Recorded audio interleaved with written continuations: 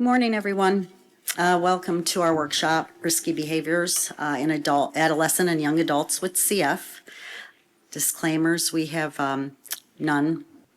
There are no relationships to disclose for Kimberly or myself. And that's the list of our speakers this morning. I'm a little challenged, technically, you could say. There you go. Okay, and we'll welcome our first speaker. Thank you. Good morning, everybody. I'm Karina Palacios, and I'm a social worker and adult CF center at Keck Medicine at USC from Los Angeles, California. Thank you all for coming today. If you notice, I'm a little nervous. Just be encouraging. It's the social worker in me. All right. So I have nothing to disclose for this presentation. And then we also have another disclaimer. All right, so let's get started. So a little bit of the background. People with CF have a history of body image concerns, and those concerns are generally associated with poor lung function, nutritional deficiencies, and emotional distress, such as increased levels of anxiety and depression. The initiation of highly effective CFTR modulators had led to improved lung function and weight gain, possibly impacting body image.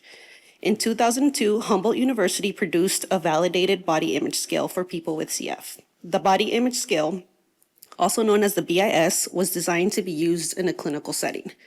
Humboldt University found BIS scores varied among people with CF when stratified by the severity of pulmonary disease. So for the purposes of our project, the BIS was chosen based on clinical validity, reliability, and feasibility. People with CF taking CFTR modulator therapy were identified and asked to complete the body image scale.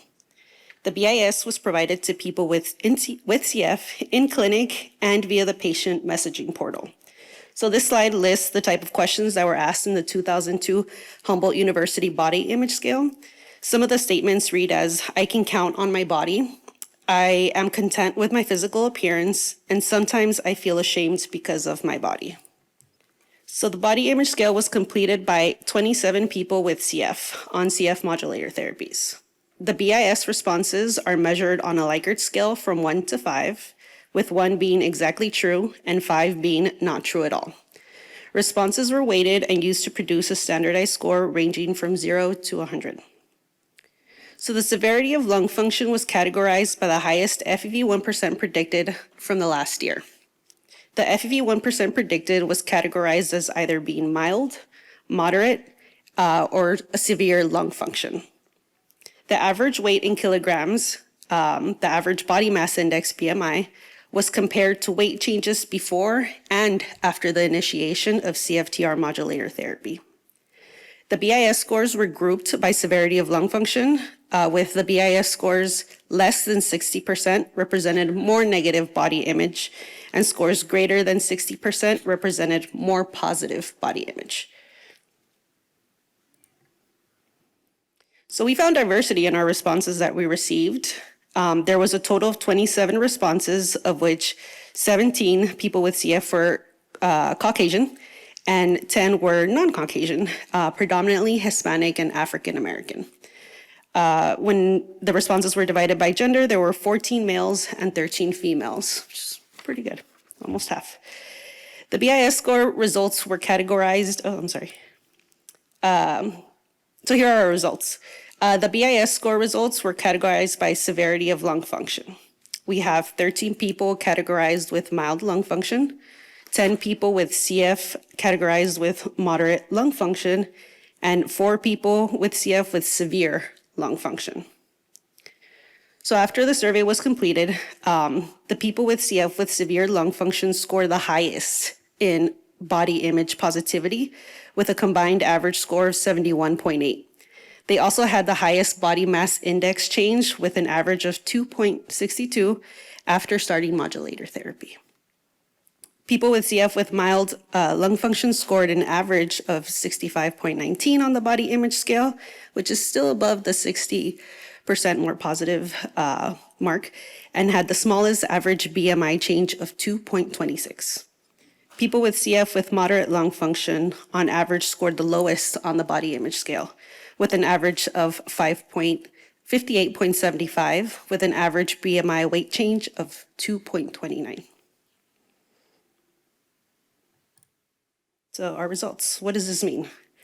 So the people with CF with moderate lung function had the most negative body image of all 3 lung function groups.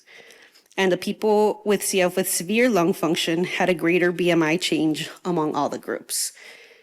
Among all the groups, and also had the most positive body image.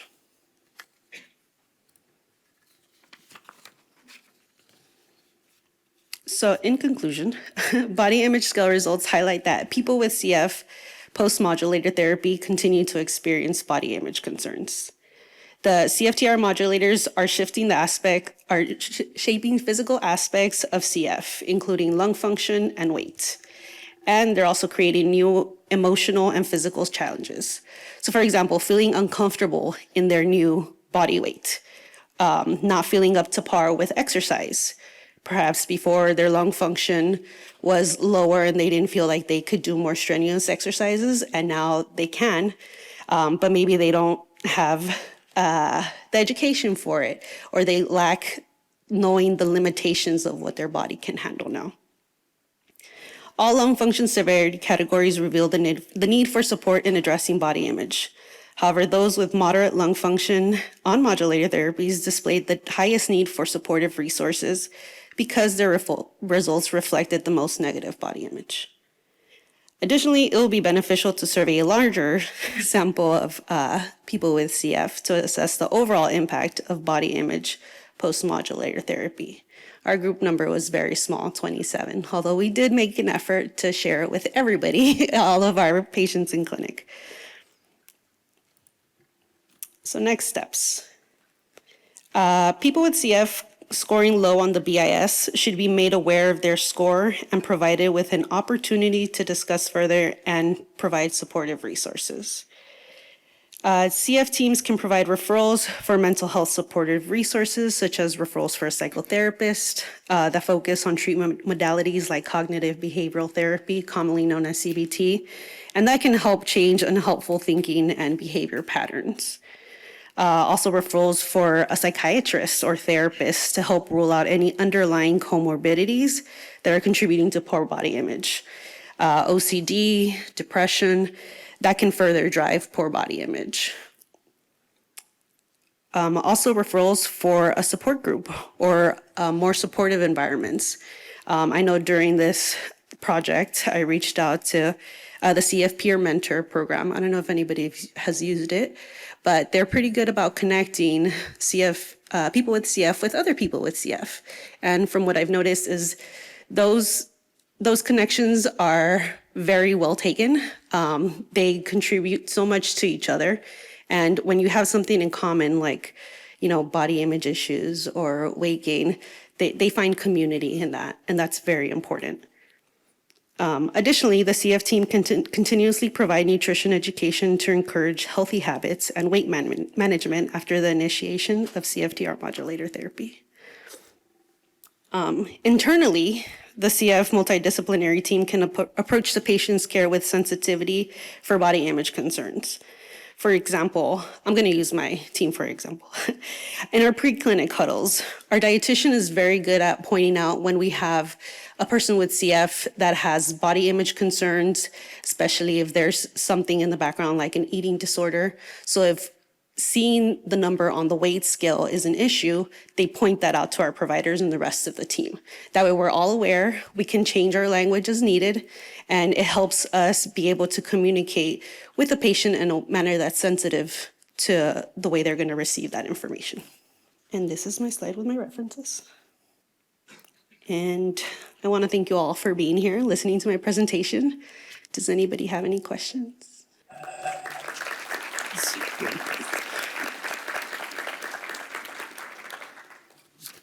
So I have a question for you. Do you have the opportunity in the moment, not just in the huddles, for mental health and the dietitian to work together to form interventions when the patient's in clinic? Yes, we do. So I guess it just depends on the timing and when maybe an issue might present itself. So we're constantly in contact with our patients. So if it's something comes up when they call in over the phone, perhaps they mention something during clinic. After we have our clinic, we have our post-clinic huddles. If that's the time that an issue is presented, then we start to collaborate and work on those issues. But yes, we do definitely try to do it when the issue presents itself. I'm Emma McWilliams. I'm a research coordinator at Boston Children's, and I just wanted to say first off, great presentation. No need to be nervous you. at all. I know you had a pretty small sample and that you were looking specifically at lung function, but were you able to tease out any of those underlying comorbidities like OCD, depression within your sample, or was it too small? It might have been too small, but just working with some of the people and some of our patient population, I kind of know who rates where in regards to a PHQ-9 score or GAT-7 score. So it gives me an idea, and it definitely lines up with, if there's a history of anxiety or depression, or, if there's a history of even ADHD. I noticed that too, because it kind of correlates with the OCD. But yes, I have an idea, but that's just because I've been working, but nothing that I could specify on a survey or anything like that. Totally makes sense. Thank you so much.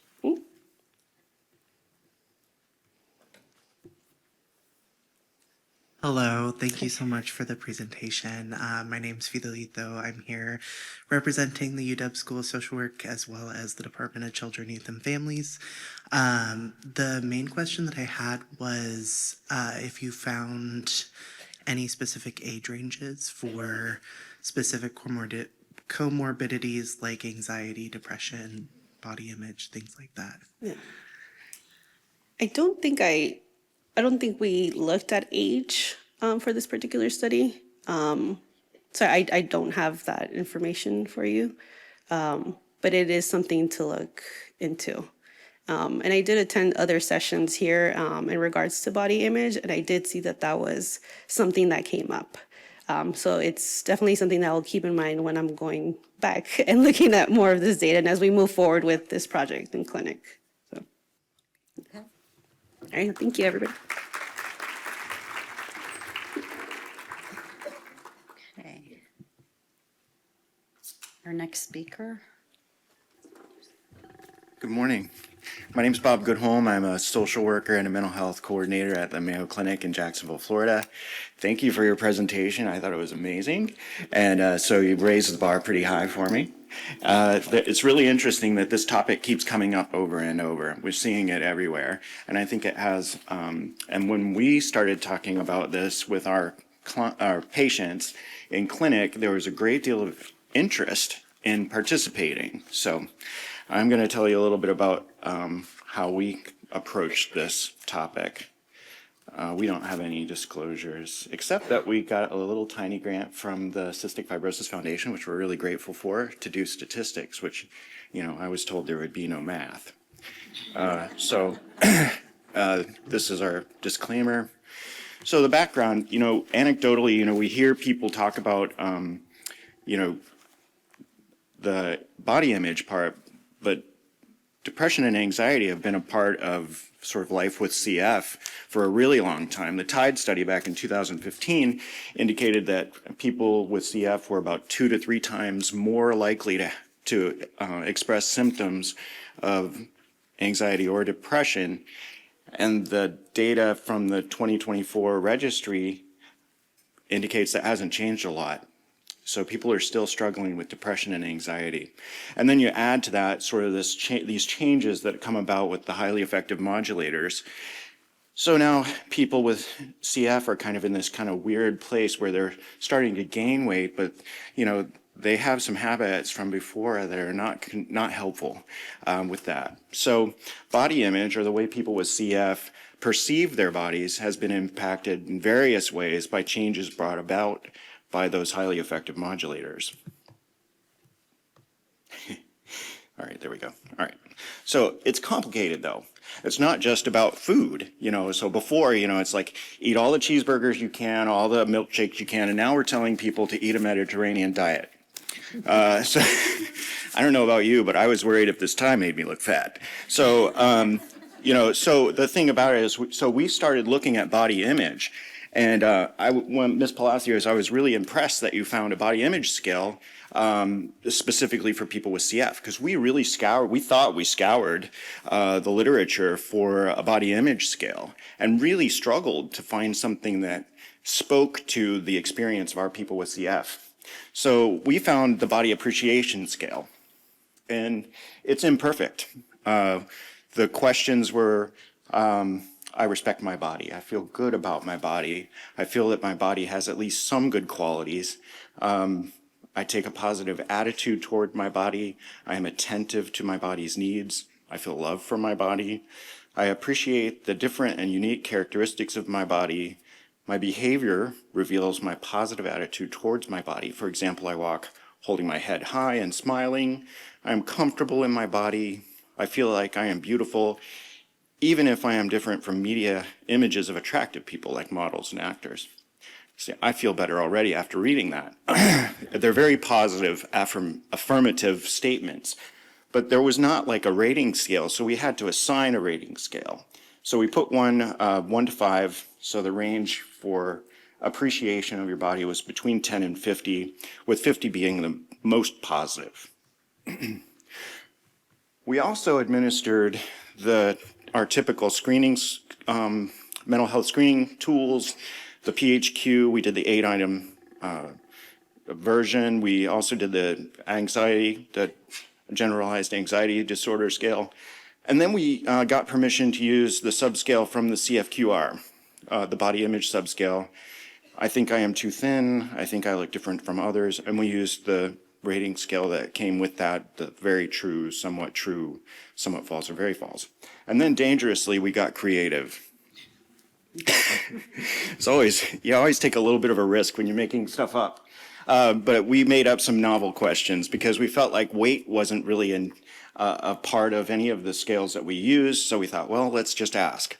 I feel bad about my physical appearance. I think I weigh too much. I think I weigh too little. I don't think about my weight. I feel good about my physical appearance. And we used the same scale that the CFQR did. So overall, we were fortunate to have, out of a kind of a small clinic, we have about 100 patients in our adult CF clinic. And out of those, 28 agreed to complete all 4 surveys, which we thought was a pretty good turnout. Again, as you noted, it's a small sample. And our sample was pretty well split between males and females, although 57% of the participants were female.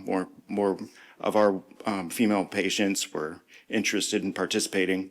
We had one transgender patient, which I was so excited. And the heck of it is, because there was only one, we couldn't use the data. So that was a bummer. And the BMI ranged really from about 17, almost 18, to about 37. So there was a wide range, but you can see that it kind of evened out. So the BMI for women and men stayed around 24, 25. So nothing real dramatic. But what we thought was very interesting was the things that we thought would happen that did not. So the main finding that we had was that when patients who were male, who participated, rated their body appreciation higher, significantly higher than the female participants. And that kind of makes sense. I mean, that's not too surprising. But when we started looking at, was there an association between BMI and how you feel about your body? There wasn't one. So I'll get to that, but it's very interesting because you would think that as your body density kind of increases, your appreciation of your body would go down. Your body image would be less.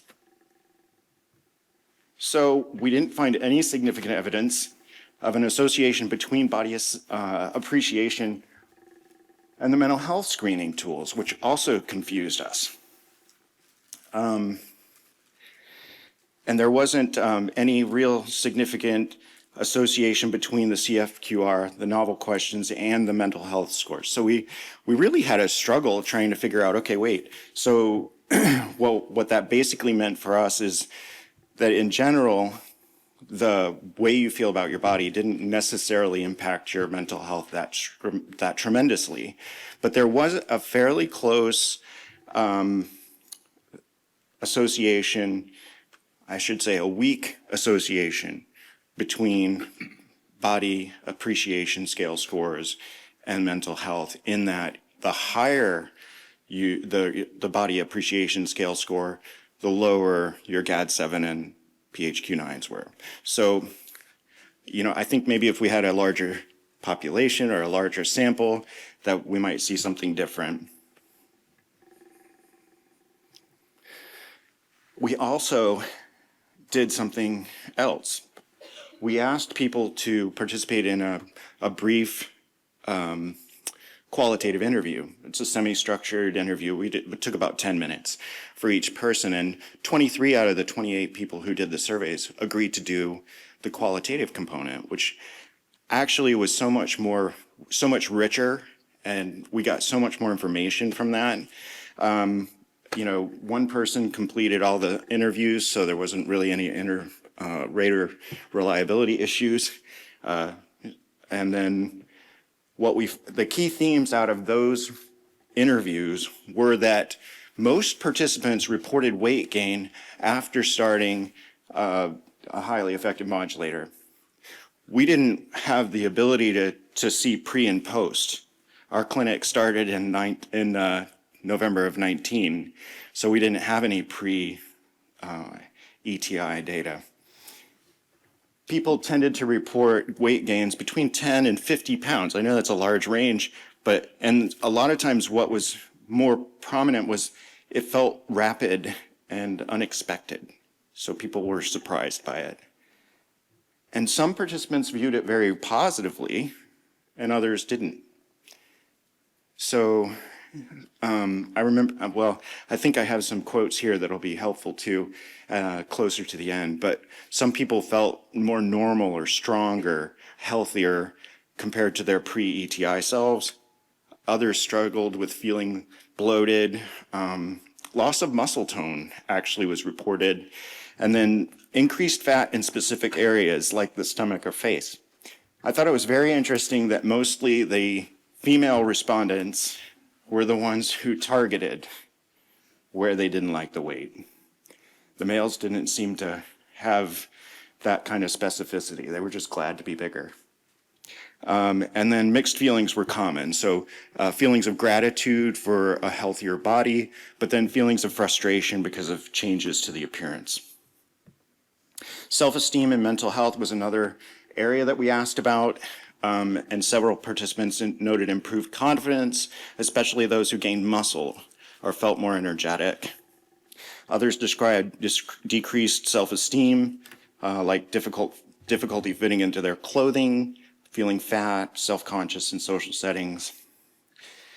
And a few did link body image struggles to depression or anxiety, especially when that weight gain was dramatic. And socially, some people avoided social outings because of how they felt they looked. And then others felt more comfortable and less self-conscious. Relationship dynamics did vary. Some felt very supported by their families and friends. Others felt like there was tension or discomfort because of the change in their bodies. Many people reported increased activity levels because of their lung function improving. So they were more active and actually working out more. And then a few felt less active due to weight gain, which was just a kind of an interesting conundrum. Some people use that extra weight. And I really do think that gender difference is a big deal, because some of the men were really more active because they thought they could build muscle now. And some of the women felt actually weighed down by that extra weight. Several participants had to adjust their ETI dosage due to side effects, because we did ask about that. And others switched back to previously used medications because of that impact.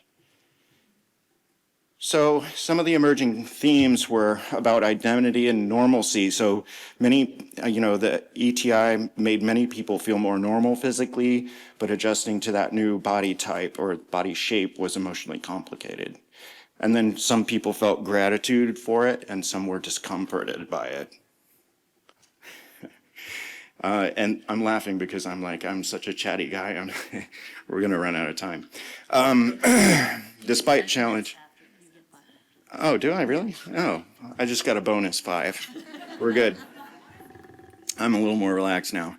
All right, so despite challenges, many people showed resilience, emphasizing self-acceptance, personal growth, and the importance of health over appearance. So these are the ones, this is where I really get into this. This is the stuff that I really enjoy. So prior, these are in the words of people who participated in the interviews. So prior, I was always really thin, really skinny. And then with Trikafta, it's actually put me at a more of a regular BMI for my height and weight. This is a male participant in his 20s. So I started thinking like, okay, if I was diagnosed as a child with a disease or a disorder, and every 3 months I get to talk about my BMI, it would make me so neurotic. I would be worried about that number all the time. And so I thought it was very interesting that he mentioned BMI, because you talk about other 20-year-olds who don't have CF, if you ask them what their BMI is, they're not gonna know. And then this one, I'd say probably up and down, in terms of health, because I'm on Trikafta, I know it's good, I feel good, but then in terms of gaining weight, it kind of sucks. And that's a female participant in her early 20s. And then it was pretty positive at first, but slowly when I started gaining or eating a little bit too much, I started feeling really self-conscious about weight, so I didn't feel very, good about myself. And then I definitely don't feel like I'm a walking skeleton anymore. I've got the weight back, so I actually look like I'm healthy, and that's a male patient. And then unhappy with it. I'm finding it very hard to lose weight, so I'm unhappy with that. I don't know what has to do with CF or the medication or just my age. That was a male participant in his early 70s who was a late diagnosis. So the study limitations are that we had a very small sample, 28 participants, people with CF, and 23 who participated in the interviews. So it was really pretty small. And it's an exploratory study, so we didn't have pre and post data to look at. So it was kind of hard to know how much of this was actually driven by ETI or what wasn't. And then participants included individuals who were post-transplant. So we had about 30 to 40 people that we invited to participate who were post-lung transplant CF, people with CF who were being seen at our institution. So we had a couple of folks in the study who were post-lung transplant, which was, I thought, very interesting. And then we had one person of color and one transgender participant. So I think if we could diversify more, I was really jealous of your 10. And then the mental health scores of our participants didn't reach above the moderate level. So the people who agreed to participate weren't the people who had the highest GAD-7 and PHQ scores in our clinic. So you start thinking about, oh, okay, so maybe people who are more depressed or anxious may be less likely to participate in research. So we thought that was kind of interesting. So in conclusion, body image is a very complex construct, and particularly with people with CF. Additional factors influencing body image for this population are their early childhood experiences like feeding tubes, conflict with parents about food and eating behaviors, long-term emphasis on nutrition, weight, and BMI, and scarring from medical procedure. That came up in some of the interviews. Like, I don't feel comfortable taking my shirt off because I have scars. And impact of highly effective modulator therapies. We thought it would be really great to have a specific tool for measuring body image in people with CF, but I'm chagrined because now I know there is one. And then there were significant gender differences related to body image as measured by the body appreciation scale. and a weak negative relationship between body image as measured by the body appreciation scale and mental health. So the higher the appreciation scale scores, the lower the mental health scores. And then we didn't see an association between BMI and body appreciation or body image. So future directions, development of a CF-specific body image assessment tool was something we thought would be helpful, and then evidence-based interventions to address body image and improve body appreciation in our patient population. So I want to thank the participants who took the time to complete the surveys and the interviews, and acknowledge the support from the CF Foundation. Thank you for your time. Thanks. Don't go anywhere. One of the questions we have online, are there plans to use your new screening tool on patients prior to starting ETI and later after being on ETI? As a team, we haven't really started talking about that in terms of I'm thinking they must be talking about a lift track or some of the other ETIs, other modulator therapies. We don't have any plans to start that yet, although that would be very interesting.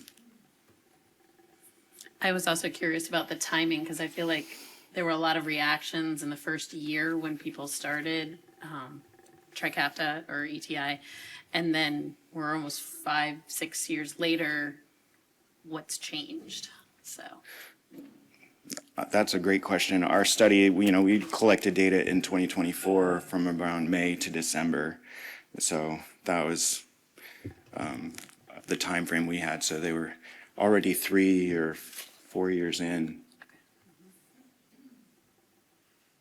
any other questions? Oh, good. Hi again. I just wanted to give quick kudos as a transgender male who's also going into social work. And this is the third or fourth time that I've heard mention of trans people's existence at this conference. So just being a part of that change and that progress is great. Thank you. Yeah, absolutely. Okay, thanks. Thanks, guys.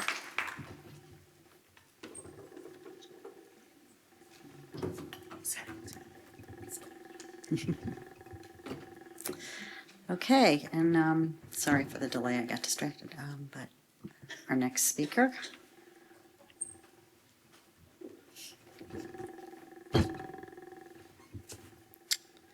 Good morning. My name is Beth Favier. I am the nurse coordinator for the Adult Cystic Fibrosis Care Center at U of L Health in Louisville, Kentucky. Thank you guys for being here all the way to the last day of NACFC. You guys are troopers. We're almost there. We can go back to protecting our telomeres. When bad things happen, having the right tools can save lives. Our goal for this project was to improve access to rescue medications for patients at our care center who use medications that put them at risk for serious health emergencies.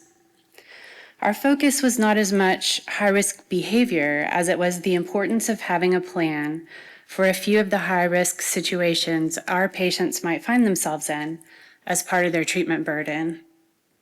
My goal for this presentation today is to increase your awareness of high-risk medications and to empower you to prepare for emergency situations related to those medications. I have nothing to disclose. The motivation to act is often preceded by a good story. Ours is no exception. I joined the U of L Health Cystic Fibrosis Care Team in October of 2021 after many years, probably 100, as an emergency nurse.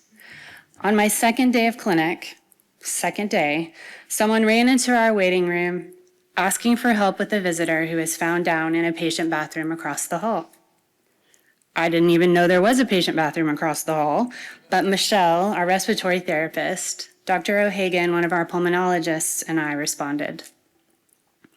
As is often the case, there are a lot of people standing around. Someone had brought a portable emergency response cart, but nobody was doing anything. they may not have known what to do. You can take the nurse out of the ER, but you can't take the ER out of the nurse. So I grabbed a bag valve mask off the cart and we got to work. The visitors seemed to have suffered an opioid overdose and had a dangerously low respiratory rate. He was blue. I remember asking for someone to get naloxone, the antidote for opioid overdose. It took a long time to arrive and was in a vial that needed to be drawn up with the needle and syringe, neither of which we had.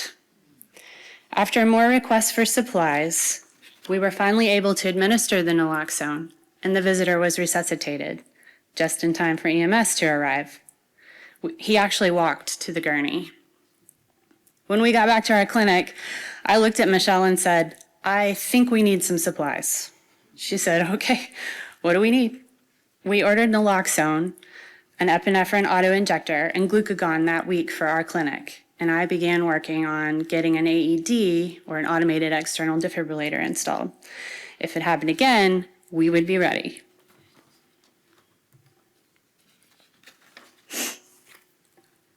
Many people do not have a primary care doctor to review their medications, identify the high-risk ones, and prescribe rescue meds.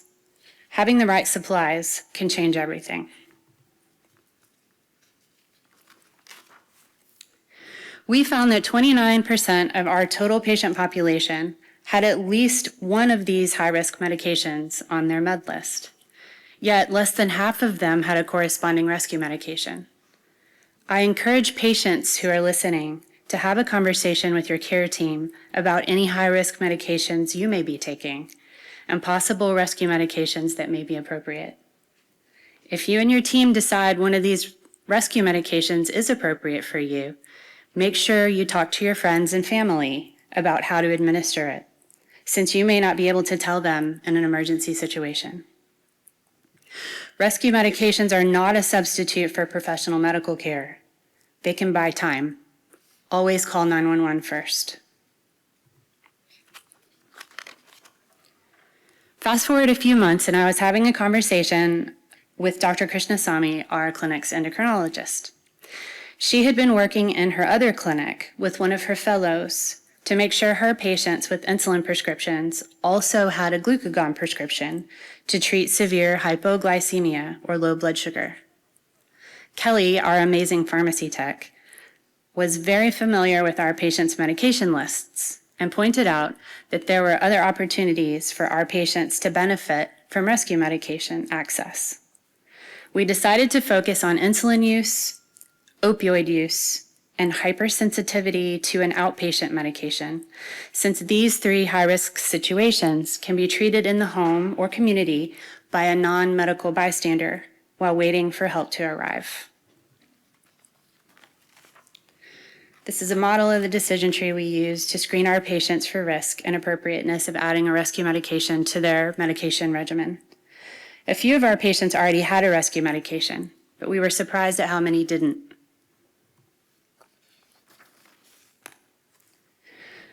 According to the American Diabetes Association, insulin is the recommended treatment for cystic fibrosis-related diabetes. 24% of our patients had active insulin prescriptions.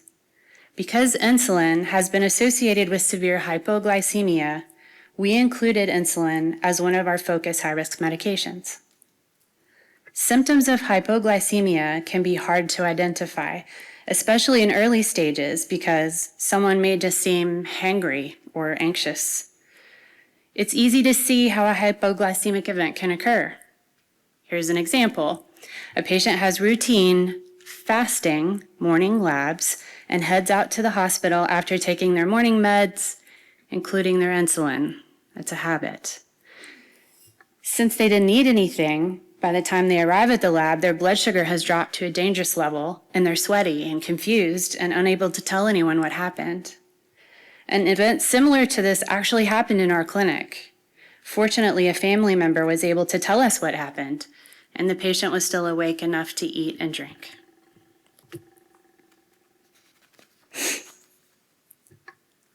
Glucagon is a standard of care for the emergent treatment of severe hypoglycemic events. We found that fewer than half of our patients with insulin scripts also had glucagon kits. If a severe hypoglycemic event is suspected, call 911 first. Glucagon is intended for use with a patient who is unconscious or unable to swallow.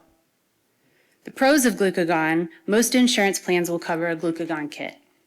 The cons: the kit has a lot of steps that can be intimidating and time-consuming. This picture is similar to the kit that we have in our clinic.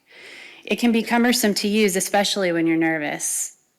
The vial you see in this picture has a powder at the bottom that has to be mixed with the liquid before use. The syringe is filled with the liquid, usually sterile water, and it usually has a needle attached. To use the kit, you have to pop the top off the vial, insert the needle into the top of the vial, and inject the sterile water. Then you have to mix it and draw the reconstituted solution back into the syringe. Now it's finally ready to administer. So that's a lot of steps.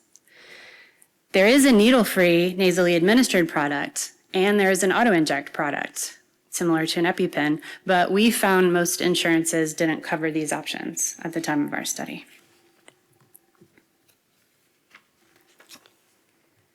Many patients take opioids to address chronic pain.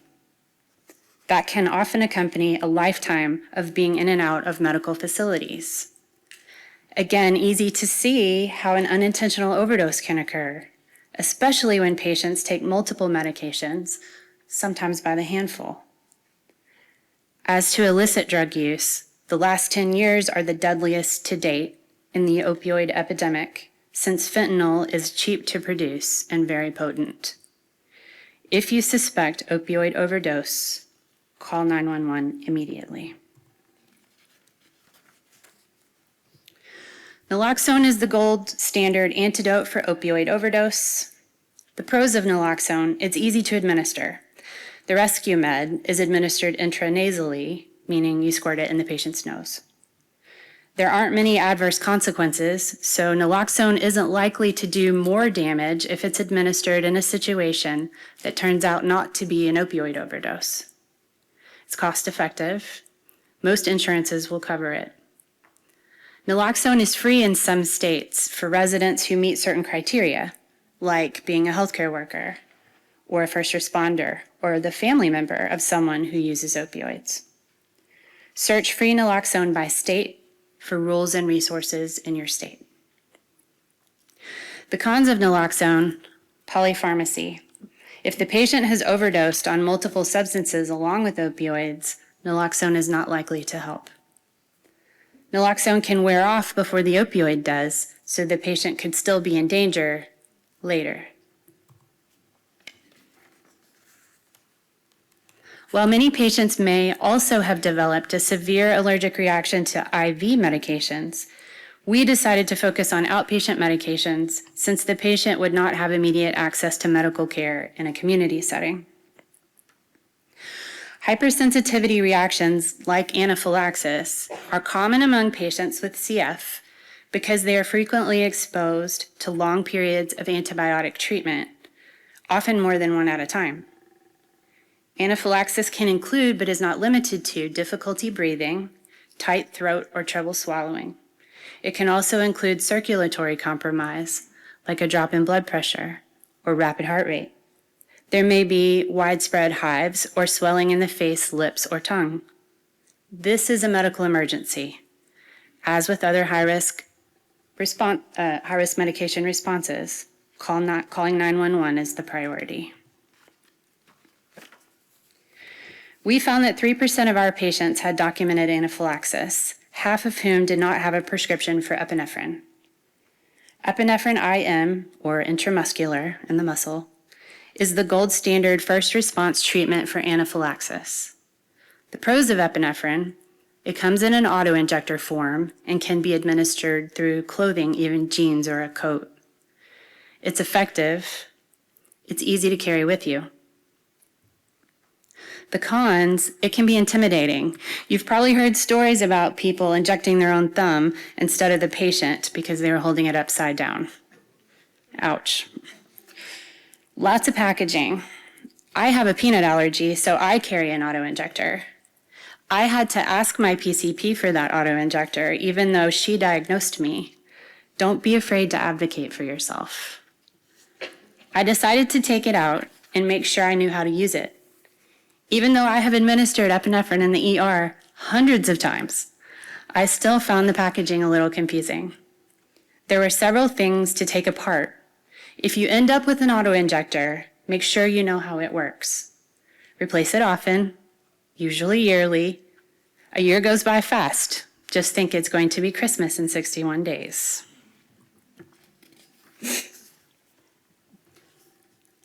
Access to rescue medications was improved for 46% of our patients with high-risk medication situations. 13% of our total patient population was able to benefit from this project by receiving a new rescue medication prescription. See poster number 440 for more details for a short time. That's just one care center in one town. The takeaway here is that we all assume someone else is going to take charge in an emergency situation. Sometimes that someone needs to be you. Continued efforts need to be made to connect our patients and ourselves with primary care physicians for global care. In conclusion, increasing access to rescue medications can save lives. Thank you, and be safe out there.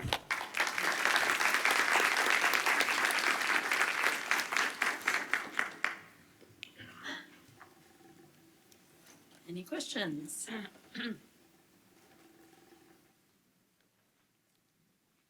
Thank you. Oh, you have a question? I'm sorry. Thank you so much for this presentation. I think it's a really important topic, so I appreciate it.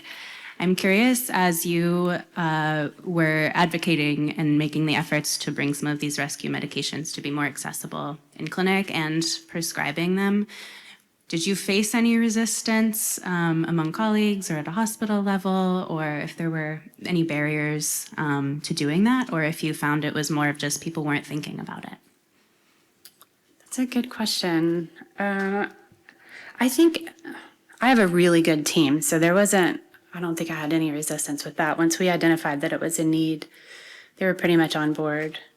It really does, though, become like you sort of go through the motions in the clinic, and you want to do a good job. Everybody wants to do a good job, but there's so many different things to look at and think about.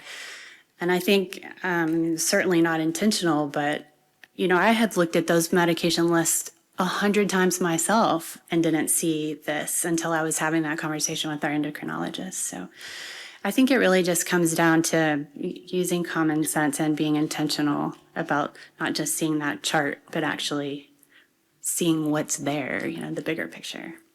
I hope that answered your question.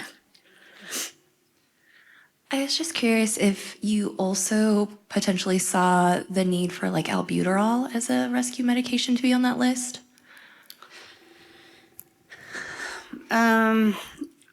We certainly had to at least put some limits on. I know there are a lot of rescue medications out there, and a lot of people do use a rescue inhaler for sure. It's a great question. It's something that we can look at in the future. And it's easy to carry at least a powder inhaler with you. I have one in my purse, actually. But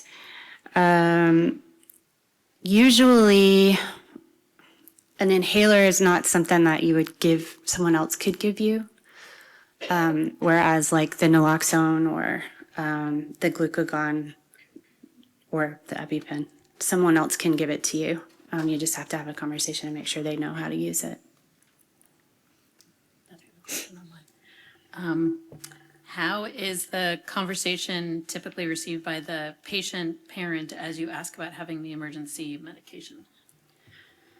Some of our patients didn't want it for various reasons. Sometimes it was expensive, depending on whether or not insurance would cover it. And it was one more thing. They're like, just, nah, I don't need that. But most of our patients were receptive. Oh, yeah, I see why that is. I did note that when our patients would leave the hospital still on IV medications, antibiotics, I remember working with the home health to make sure that they had an EpiPen. Some of them wouldn't even take a patient on unless an EpiPen was also prescribed. So, generally open, but there are definitely some barriers. I imagine that could get tricky in a ped situation, especially if a teen owns up to needing medication or needing one of the emergency medications and the parent's not aware of the use. For sure. My daughter has a naloxone in her purse for just when she's out. We ordered them because I, of course, am a nurse, so I could get it for free. And that may be a good way to have that conversation with your teens, just to say, this doesn't have to be about you, but if you're ever out with your friends, you might want to have this on board. Because it's small, it's in a little package, and it lasts a long time. Whereas the EpiPens you have to replace pretty often. Naloxone will last for a while. So, Thank you. thank you.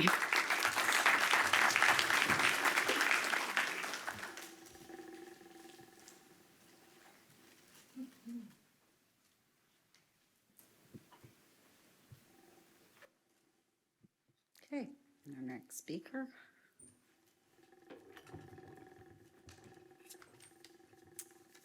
Thank you. Hello, everybody. Nice to be here. I'm grateful to be here today on this Saturday after a long time of sitting still in these chairs and soaking in so much information. So as I'm talking, please feel free to wiggle, stand up, move. It's been a long weekend, so thanks for being here. Thanks for inviting me to be here.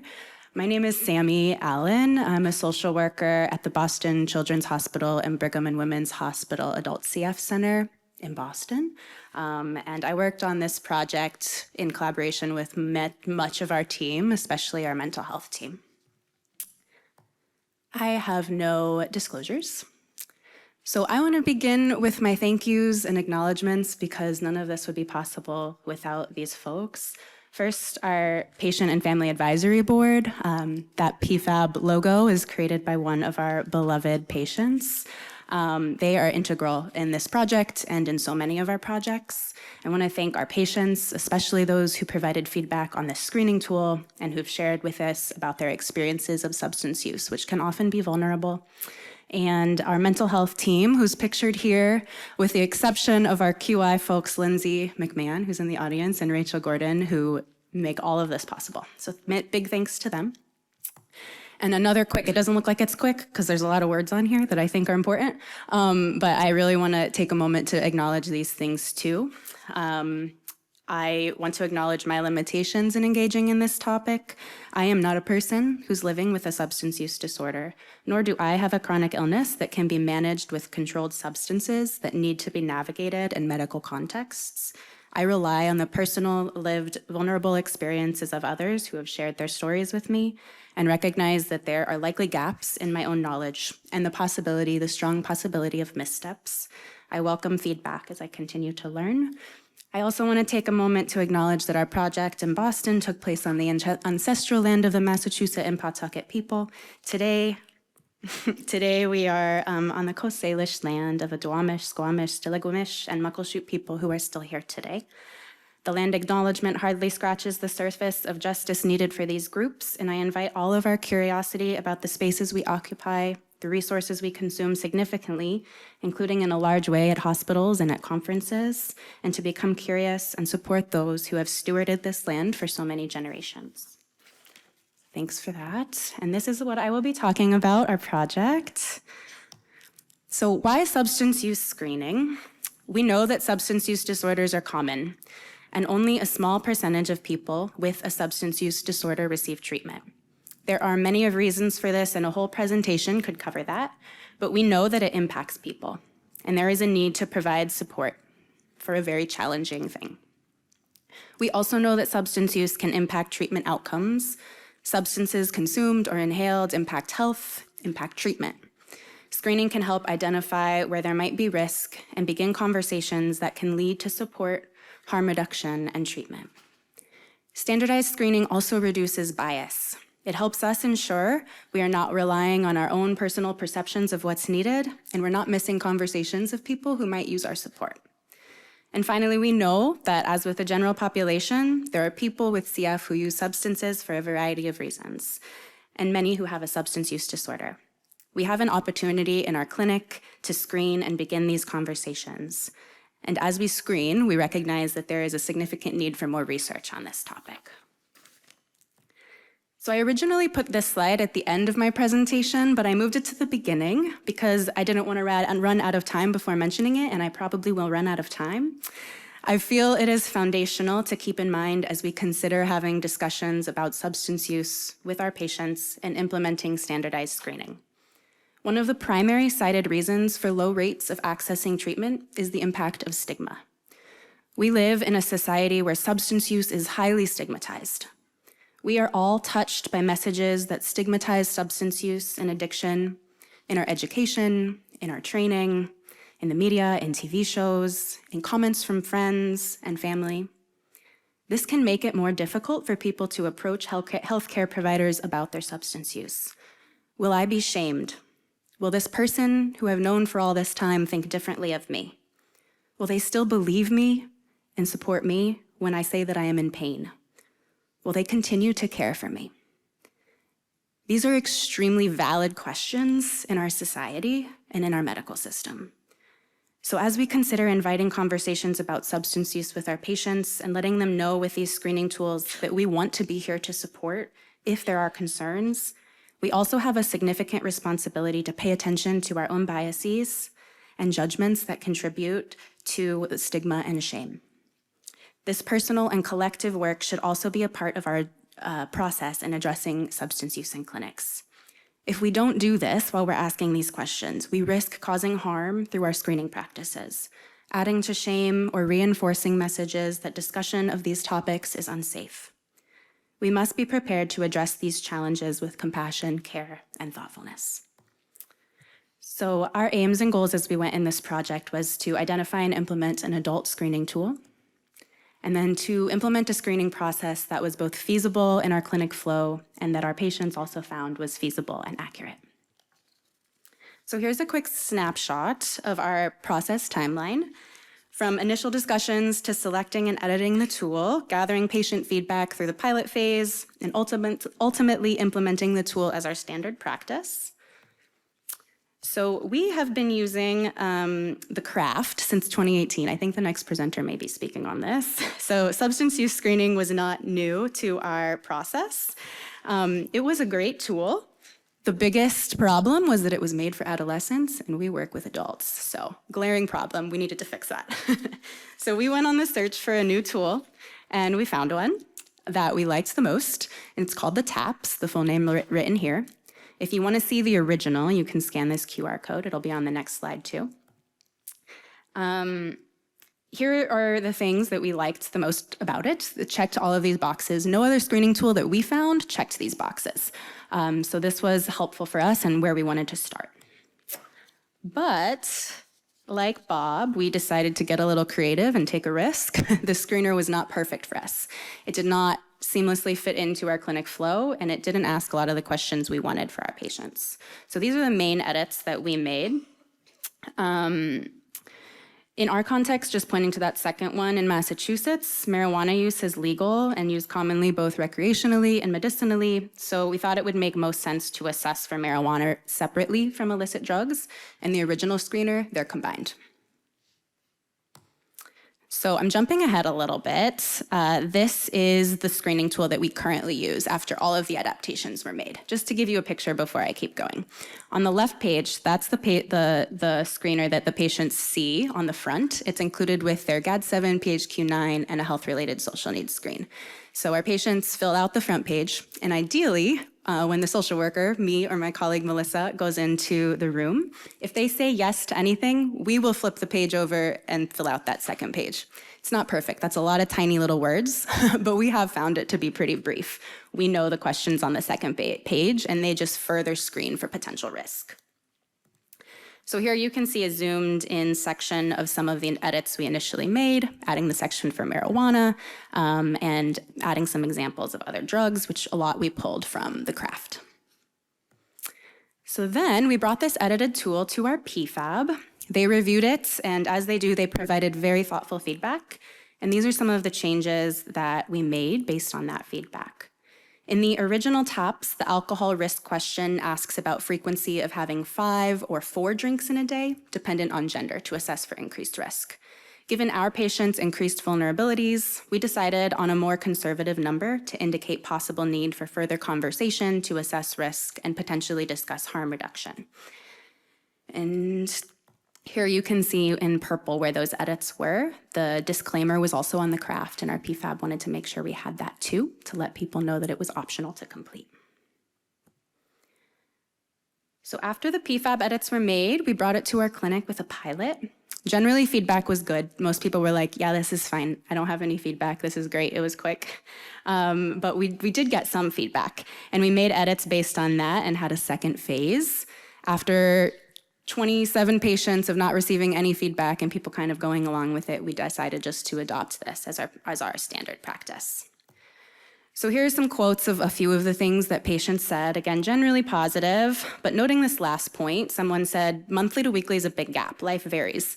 Sometimes it's more, sometimes it's less. I don't want to just check off a box. That's not true. So what we did, you can see in teal, is we added this section that says additional detail. So patients can further explain if they'd like to, if that checking that box doesn't feel sufficient to them. Okay.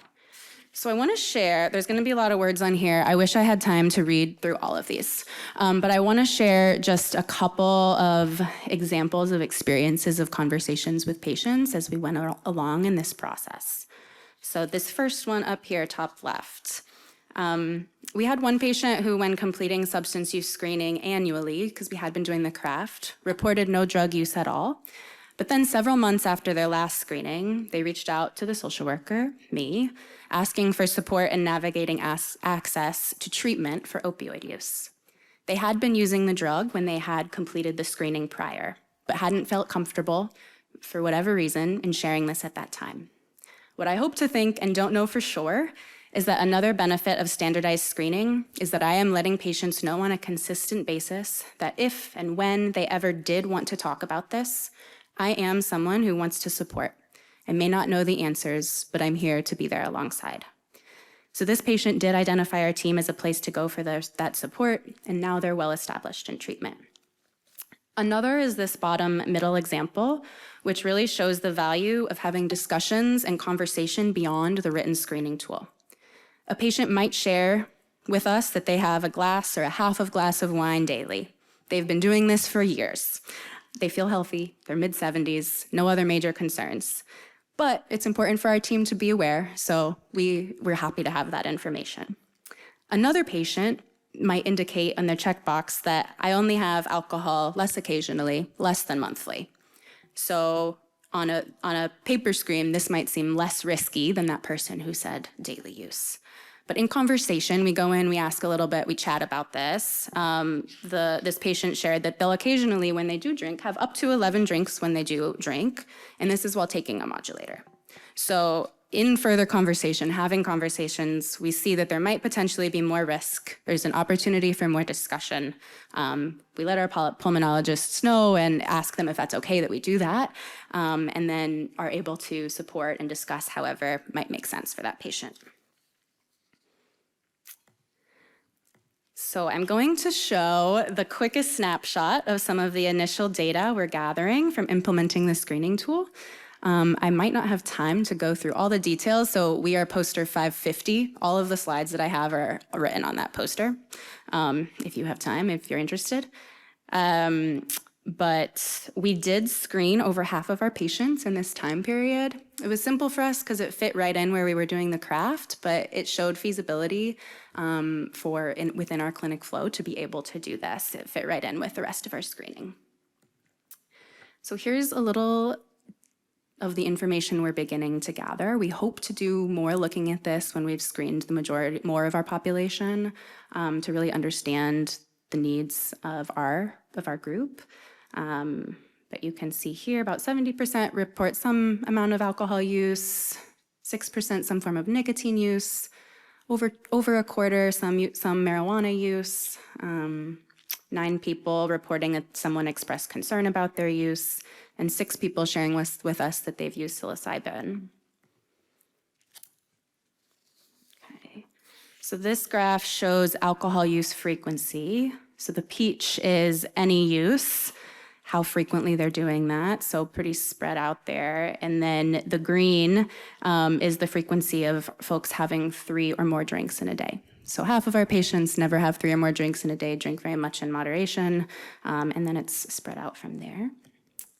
And then this is some data on marijuana use. So 64 patients, that was 27% of our patients reported using marijuana. This is the frequency spread for those patients. And then the vast majority use edibles, but some are smoking instead, or in addition to, or vaping, some tinctures as well. We also get to have some conversations about this with patients of the various reasons someone might be using marijuana to support with chronic pain, to support with sleep, for fun. And then some people who are choosing to smoke instead of edibles, a lot of the reasons that I would often hear is one of the way that it works. I don't have as much control over the amount and how intense it is. So I like being able to smoke because I have more control. Some people say edibles are very expensive. The effects are really supportive for whatever symptom I'm facing, but smoking is a lot cheaper, and I can't afford the edibles, but I would choose edibles if I could. So just really interesting information that we're gathering and having with our patients to understand their experiences and know how they're supporting themselves and how they're choosing to manage the difficulties in their life. So some growing edges and next steps.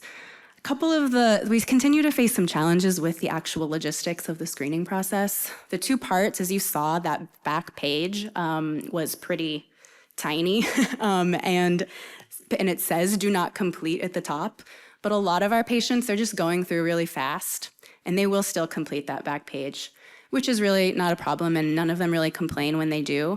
But we feel badly because that's not fun to have to read all those tiny words. So we're trying to think of a way to make that better. And then also sometimes our patients leave before the social worker is able to go in the room, and so we don't get to ask those part 2 questions, and so we're not getting some of that information. So that's a gap. As I mentioned at the beginning, there's an ongoing need to address stigma and increase provider comfort in discussing substance use with our patients. We would like to improve our capacity for response and supportive intervention. Our training, our focus on this is more limited than I think it could be. And so we're hoping with an increased focus on this that we are bringing that to the forefront. And we want to continue listening to our patients' feedback in the process. What are they liking about the tool? What are they not? What are they annoyed with? And we're very flexible to keep those adaptations going. So thank you so much for listening. I'm happy to connect with anyone about this topic. It's really important to me, and thank you so much. Any questions? Here's my references. Thank you.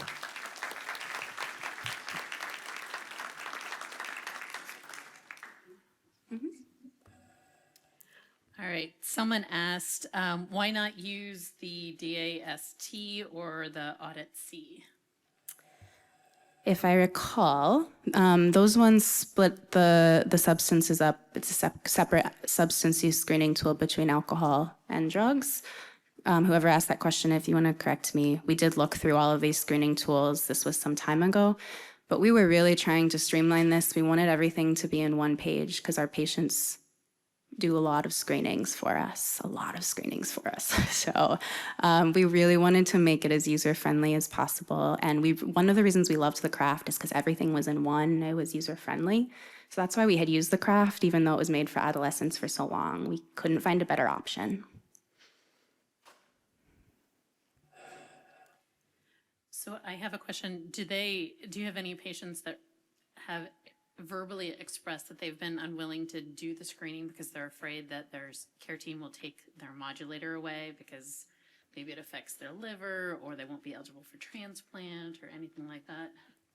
Yeah, that's a great question. We've had some patients say they didn't want to answer the questions and didn't specify why. And I usually won't push after an initial question, but no one's expressed that in particular. Some actually are more of like, oh, I didn't really think about how having 3 drinks every weekend might impact my health or what this might look like. And so, no, I haven't had a detailed conversation with this. It's just I'm doing what people around me are doing and it feels fine.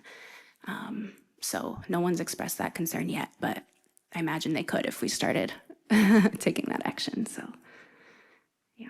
Mm-hmm. Good morning. Hi. Hi, thank you so much for your presentation, for all that you shared. So I'm a mom of 2 sons, adults, Yeah. late diagnosed with CF.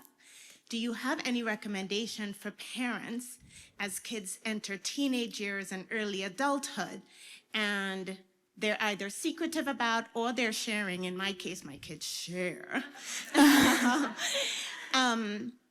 Experimentation with different types of substances, or they try to advocate for themselves. You know, Mom, I should, don't you think? Why not let me? How should any recommendation for the parent as they're navigating those difficult conversations with their children who need to have autonomy over their own care? Yeah, that's a great question. I'll take a stab at it. And if there's anyone else who works more, I work with adults primarily. So if anyone else wants to jump in with some ideas, I would love that. But my first hunch, thank you, is asking a lot of questions, being curious. Why is this important to you? What are you using it for? What would it make you feel like if you didn't do this?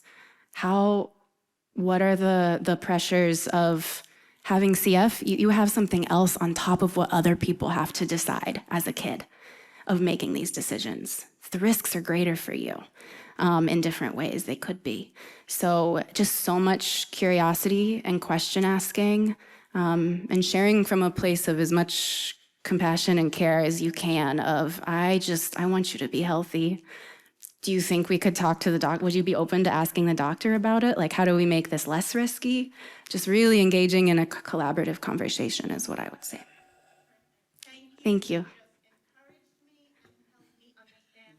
Maybe I'm on the right path. Yeah, it sounds like it based on your question. Yeah. Hey, Hi. Heidi Midauer-Oxler from Emory. I'm sure you have a thoughtful approach for this, but keeping in mind the pain consensus guidelines that came out earlier this year, the communication of pain and the very real amount of pain that people with CF have, how do you balance the approach of supporting people with those discussions, keeping it stigma-free, but still really supporting people with substance use disorder?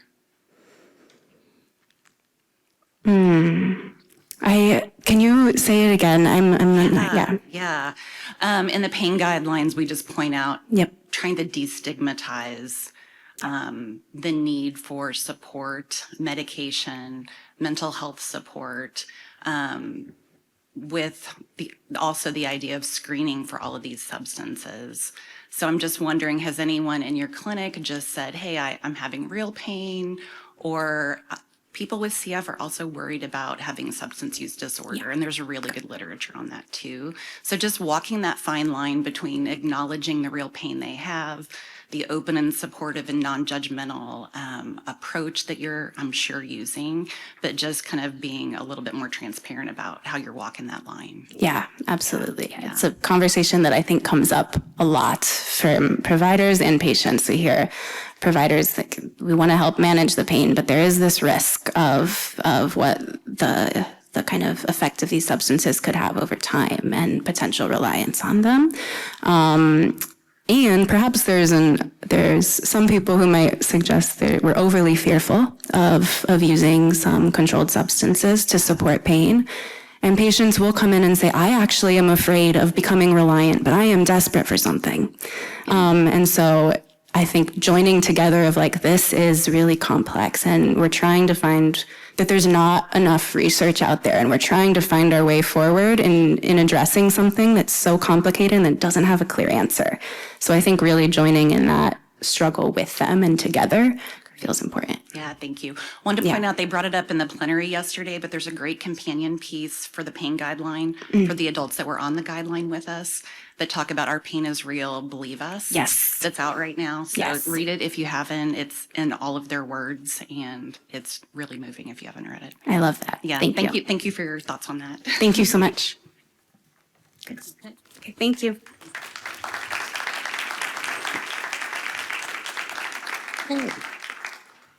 And our last speaker this morning.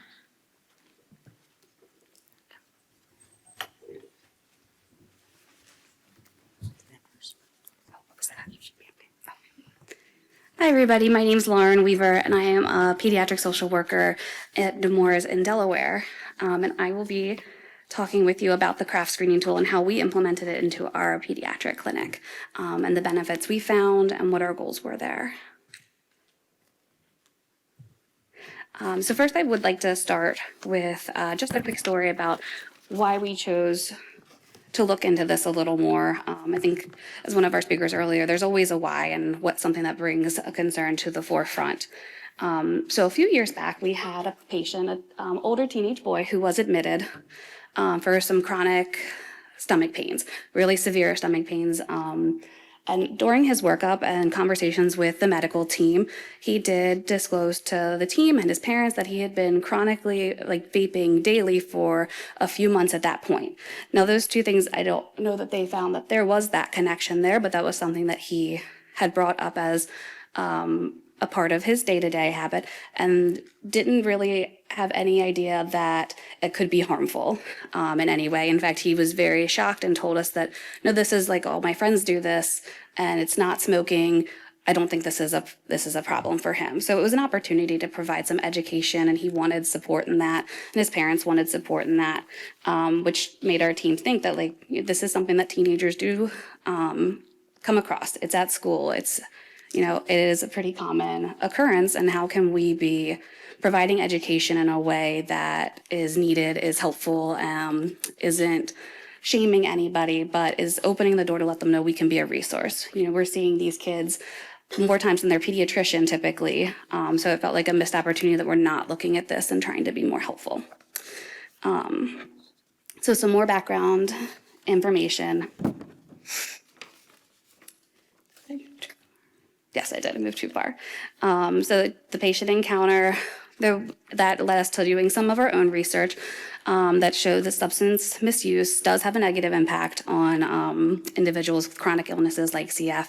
There was a recent study that looked at adult and opioid misuse among adults with CF and how it affected attendance to medical appointments, adherence to treatments, those sorts of things. But I didn't find a ton on teenagers with CF. There was some literature about teenagers in the general population that was helpful, though. So to address this concern that we had and the rising misuse of drugs and alcohol in teenagers, we implemented the CRAFT 2.1 screening tool in our outpatient visits alongside of the annual mental health screening that was already being done. So it felt like a good way to add something in that wasn't too time consuming, that would help to screen risky behaviors and open up that door and hopefully plant the seed that we can be here, we can talk to you if this is a concern of yours or if you have questions. So a little bit about the CRAFT screening tool. It is a validated tool for adolescents. So validated for between 12 and 18. However, some research does show that it can be used up to 26. It stands for CAR, relax, alone, forget, family, friends. And it asks questions that could indicate that there is some risk involved in what the adolescent is doing. The screening tool has been implemented in a lot of medical settings, which was one of the reasons that we did choose this tool. It was also readily available at our institution. We were using it on our inpatient side in certain scenarios, so it was easy to access, very easy to implement. So our goal was to screen all age-eligible patients between January of 2024 and December of 2024. And again, we added that screener right alongside of our annual mental health screenings. we began implementing it. Our clinic utilized, there's a couple different styles you can use with the craft. There's a self-administered one where they can fill it out themselves. There's also the interview style. That's what we chose to use, was more of an interview-based assessment. For us, it felt like we could answer questions. We could have more of a conversation, maybe feel more open. Maybe the patients would be a little more comfortable. There's also some downsides to that. They could be withholding information because of some fear of judgment. So I don't know that this is really a perfect way, but that felt good for us in our smaller clinic. The screenings were completed and they were assigned for our documentation purposes based off of the screenings, you get assigned a low, moderate, or high risk. And for our documentation purposes, anybody that scored a low risk, we viewed as like a negative screening, low risk, no concern there. Anything that was in moderate or high, we considered a positive screening, and we would move forward with implementing brief counseling interventions, reviewing the results, asking if they needed some supports, how motivated they were, if they wanted to change. We definitely wanted to do more of a harm reduction model. We didn't want anybody to feel judged or worried that disclosing this would impact them too much in any way. The results of our clinic screening, over the course of 11 months, we were able to complete all of those screenings. There were 30 total age-eligible patients to receive the screening. 2 patients were ineligible due to developmental diagnosis and weren't able to participate in that screening. And these patients, those were actually not included in my 30 total. 1 patient was unable to be screened due to lack of follow-up. They didn't come back into clinic in time. And 3 patients denied the screener. And we did present it as was voluntary. They don't have to do this. They don't have to participate in it. And incidentally, those 3 patients that denied this screener typically do deny the mental health screenings as well. So that didn't surprise me too much. So 26 of our eligible patients did complete the craft screening tool, and we had all negative screenings. Again, that didn't surprise me too much. I had anticipated not having teenagers very willingly come out and ask these or disclose any of this stuff, but we wanted to open the door and give them the opportunity if they wanted to. The goal was to share information and provide education when able to, and I do feel like we did accomplish that goal, because even though those screenings were negative, I had a lot of really good conversations with patients that were asking questions and wanted just to know more about this. We were able to get our patients connected with our pharmacist to see if there were any drug interactions. We were able to get patients connected with the physician if they wanted more information or help them talk to their parents. So that goal I do feel like we were able to accomplish, and I will go over a couple case examples. So the first one was an 18-year-old male. We administered the screener. It was negative. However, throughout that conversation, he did want to ask about how smoking marijuana affects him and are edibles better, what that looks like. And it was a very loose conversation. Again, he never really disclosed any of his own use, but he wanted that information, and we had a good talk about that. And now he'll bring that up at subsequent clinic visits, which is nice, and he'll ask questions when he needs to. Another example, we administered this screening to a 17-year-old female. The screener was negative. However, the patient did want to discuss that she feels like there's excessive drug use at school and a lot of pressure to participate in that, even though she herself felt like she didn't want to, but she didn't know how to interact with her peers and how to really navigate that. So that opened up a great conversation about strategies to combat peer pressure and education and validating her and her concerns and what she was experiencing. And those are just 2 examples of how those conversations have taken place. We've had more than that, which has been really helpful. So conclusions and takeaway, I think the routine implementation of this craft screening tool is very feasible. It's easy to access. There was a link in my PowerPoint to find it, but it's a free tool, very easy to access. It's typically easy to screen. It's not very cumbersome. It's a few questions. And then there's more questions if they screen as a higher risk, so you can get more in depth. Implementing the tool alongside the annual mental health screening was an opportunity to provide patients to ask questions, feel safe in a non-judgmental environment. And we do plan to continue these screenings. We found them to be helpful. Those are my references. If anybody has any questions, thank you.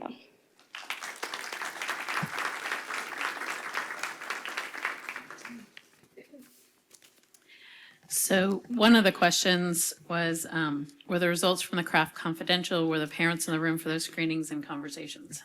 So the results, we had that parents aren't in the room for the screening conversation. And what I tell all of our young adults, anybody when they're completing the mental health screening, is that our conversations are going to be confidential. Your scores are recorded. However, if there's a concern of harm to you, then we do have to have larger conversations with other people. And I do keep it loose. I let them ask questions about like what that means, what that looks like, just to have an open and honest conversation. So what is recorded is that negative or positive screen. And if there were a positive, we'd be having conversations about how can we discuss this with your parents? What are you comfortable with? And like, it's going to be a much larger conversation because of what they're doing. If they're safe, there's like a whole gamut of, trying a drink at a party versus much riskier behavior. I hope that answers the question.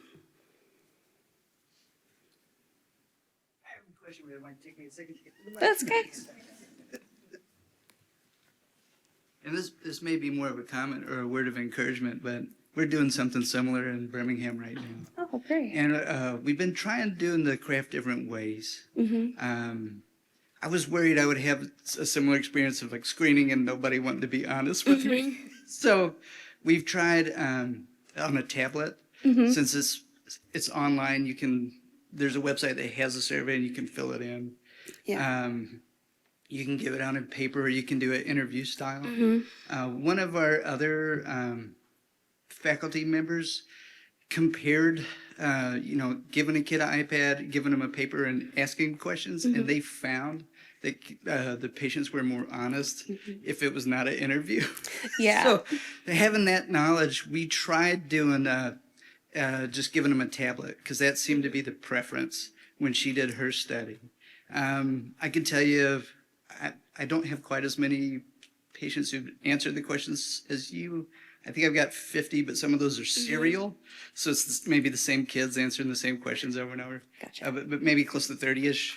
And we've been finding a lot of marijuana use and alcohol use.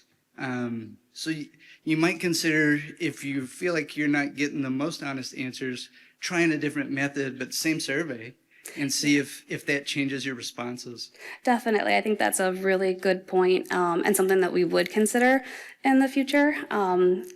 Mostly for this, we wanted just to be able to get it out there and get it implemented and really try. One of my fears was giving the tablet is that if like a family left before I got results back or if I couldn't get into the clinic room, but it's always open for changing and implementing and having it work the best for your clinic, which is why I do like the craft screening tool. You can utilize it a lot differently. Honestly, when it comes to the tablet, I forget the tablet in my office every time. I get tired of having to go back upstairs to my desk. Absolutely. So we've been considering changing the way we've been doing it lately too. Yeah, thank you. If caregivers were made aware that their child would be completing the survey, how did you navigate these conversations and potential reluctance for their child to complete the screen? Yes, so when we started this, every parent was made aware before. So I approached the conversation of, it's time for the annual mental health screening. Most families are very aware of it. The adolescents are very aware of it. And I just presented it very, I don't want to say matter-of-factly, but like that this is a new piece that we're trying to address. And it's really to help give the most resources we can to support our adolescents. We're asking this of everybody, so it's not targeted or anything like that. We got a lot of totally okay feedback. Like no one really was worried about it. And again, the 3 families that did decline had already didn't want to participate in the mental health screenings anyway. So I wasn't surprised that they were we still offer it every year. I still talk about it. I still bring it up. We still talk about mental health and how that's affecting them. They just don't want to do the screeners. So I wasn't necessarily surprised. It was pretty well received. And I would answer questions as parents had them. And I think they felt as long as, we were asking and they could see the screener, then they were okay with that. Any other questions? Has questionnaire fatigue ever came up during this study? No. Sorry. The question was, has there been a problem with questionnaire fatigue? Not that I've experienced from like the mental health screeners that we do and then adding this craft in. I do know that other team members have reported that from patients and families, but from my experience, I'm typically working with the adolescent on the moment. That's really what the only thing they're working on with me. I know parents have reported that doing like annual surveys and things like that do get cumbersome. So we try to be mindful of that as much as possible. When you say you share the screening Mm-hmm. with parents, do you mean you share the results or you're showing parents what questions? Showing them what questions so that they see it, they have a copy of it. I'll tell them they can look it up, they can research it themselves. I can give them information about it. And that's usually pretty helpful too. And also reminding them that it is voluntary. And this is just an added service to support them the best we can, because we want to make sure we're taking care of them as whole people, not just their medical needs. So I'd like to open up the floor to any of the questions for any of the presenters. If there's follow-up questions about anything that came up today or more overarching questions. One of the things that I had a question for our two presenters that were looking into body image is how often do you see the issues with body image flip into the negative consequences of disordered eating patterns? Because I know it's not necessarily a one-to-one correlation that if you detect this on a screen, it doesn't automatically mean that we know that some of our patients are engaging in some unhealthy behaviors. But what has that connection been for you guys? Feel free to come up to the mic.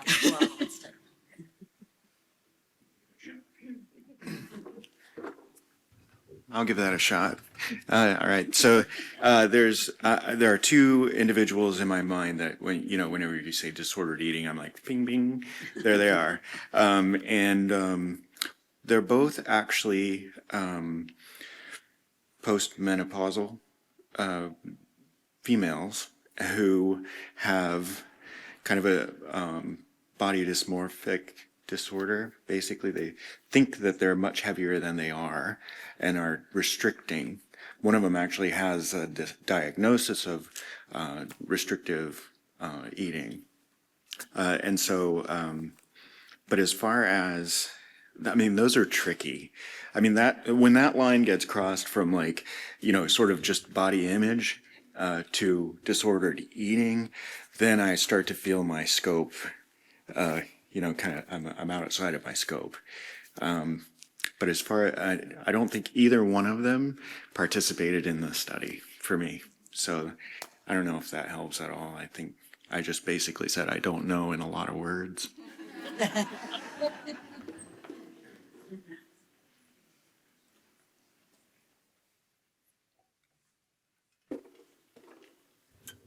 Similarly, I think the few patients that we do know that have a history of disordered eating, they did not complete the study, but I know this came up particularly with the GLP-1s coming up. So we do see that some of the patients that are coming in on the GLP-1s, they're not maybe losing weight as quickly as they would want, and so they're asking, why is this not happening fast enough?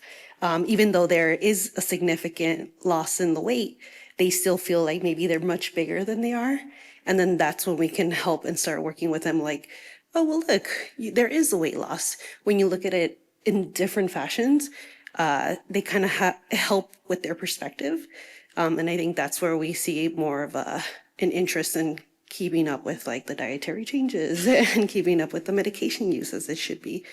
So I think that's where I see the difference in the body image, or at least more recently, that's how I've been noticing that difference. Yeah. And what ages did your study look at? What was the range? Some were fairly young within like, our youngest patients were 21. And then some were, much older in their 50s or 60s. So it's a pretty wide range. Hi. I'm a mom of a child with CF, but I'm also heavily involved in the CF community. And I'm curious for each of the speakers, knowing that some of you made comments towards the fact that your patients are frequently well-versed in these surveys, they often know exactly what the idea is that that's trying to be captured. Have you seen that your studies may have some bias because the community is so hyper aware of what's being screened for and the cause behind it, and that by answering in a certain manner, that they may be screened more frequently because they are high or negative on that screener? I should have been slower. You should have been up here. All right. No, are you referring mainly to like the body image or substance use, or just in general?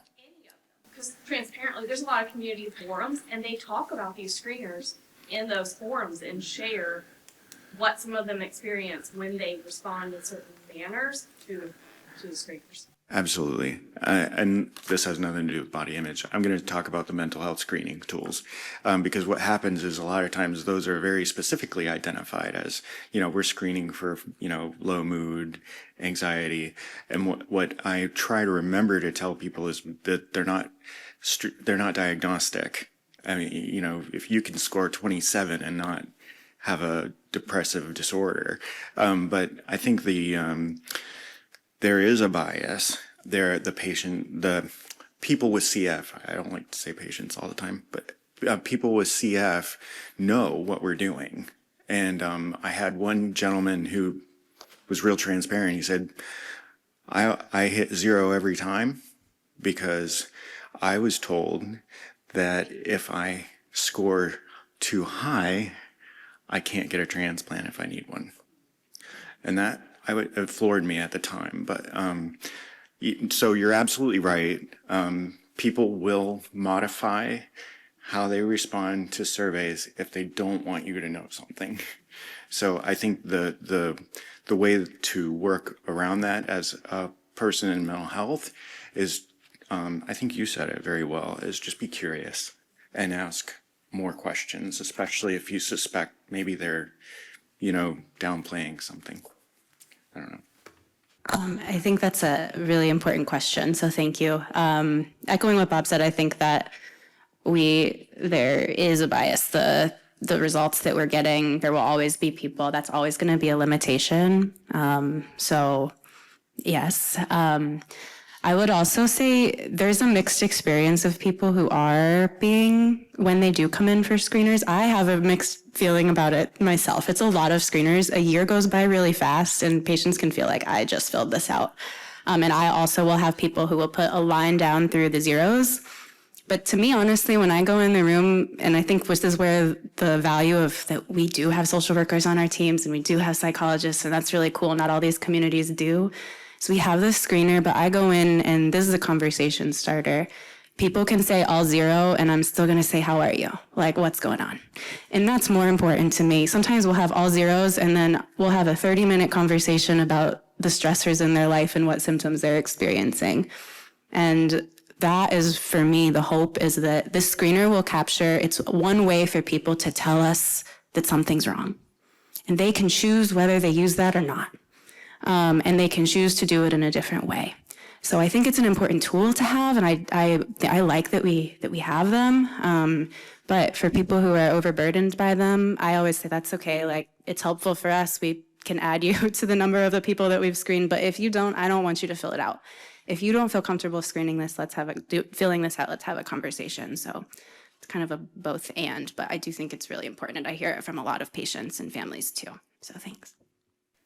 Okay, if there's no other questions, that concludes our session. Thank you to all of our speakers today. Great information, great presentations, and enjoy the rest of the conference. And I hope it's a much drier afternoon.